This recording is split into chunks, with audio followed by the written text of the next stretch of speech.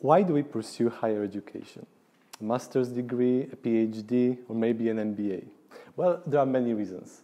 But one important one is that it enables us to be successful in life.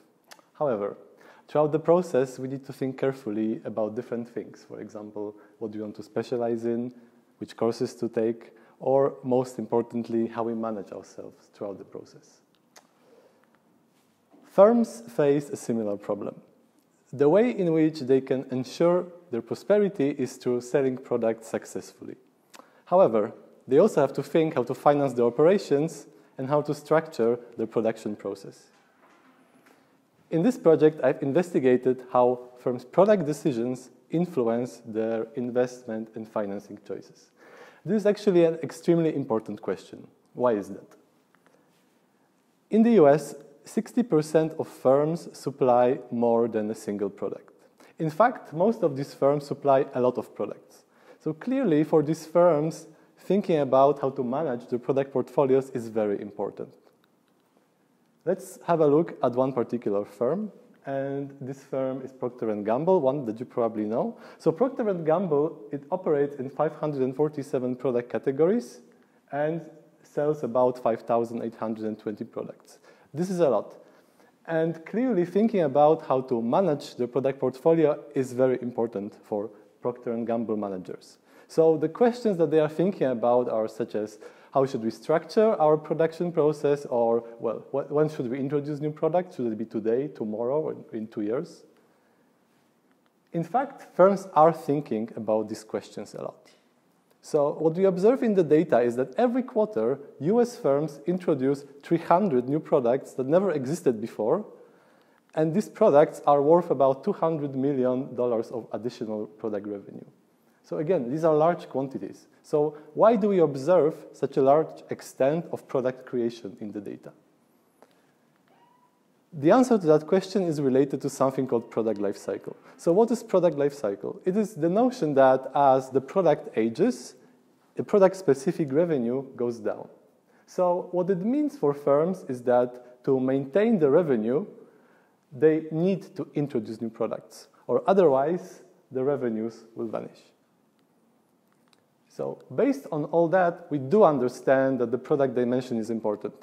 However, what is still unclear is how it affects firms' choice of their investment and financing decision.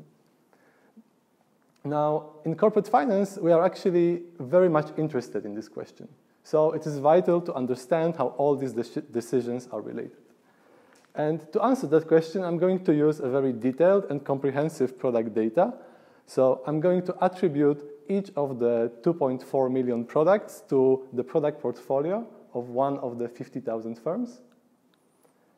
I am then going to characterize these product portfolios using different variables. In particular, I'm going to look at the product portfolio size, dynamics, and most importantly, age.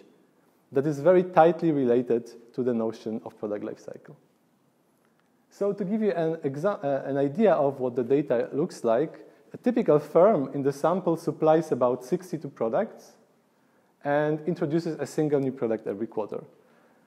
Moreover, 27 of its products are old, meaning that they generate less revenue than the remaining 35 products.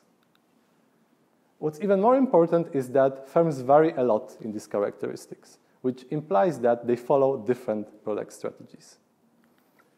Finally, what I find is that product portfolio age is one of the key determinants of firms' profitability. So what it means is that as the product portfolio ages, the firm's profits go down as well. But what about other corporate policies? Well, by analyzing how they relate to product portfolio age, I find that firms that supply younger products are also more highly valued just because these products are more valuable. They invest more in their production capacity to sell these products. And finally, they finance that with extra borrowing. On the other hand, firms with older products are more risky just because their products have higher chance of disappearing and leaving the firm with next to no revenue. This is also why these firms with older product portfolios choose to finance themselves with cash so that they can avoid going bankrupt. Finally, firms with older product portfolios tend to invest more in R&D so that they can introduce new products and survive. So these are the results that we can learn from the data. What I also do in this project is I look at the data through the lens of a theoretical model of the firm that I extend using the notion of product lifecycle. What I find is that the model supports the findings that we can observe in the data, which means that they are economically meaningful. Even more importantly, we can use the model to quantify how important the product dimension is for firms. And what we find is that it is very important. So in total, product decisions explain about 25% of the variation in investment and financing decisions of firms. So what it means is that not only do firms take into account the product decisions when choosing their investment and financing policy, but also that the effect of the product dimension is very large. But what do we learn from all of that? Well, there are two key insights. So insight number one is that, as I already said, in corporate finance, understanding how firms choose their investment and financing decisions is very important. So I argue that by looking at the product dimension, we can better understand or predict how firms make these choices. Second, to be successful, decision makers have to think very carefully about all these different aspects, financing, investment, and product together, so because they are interrelated.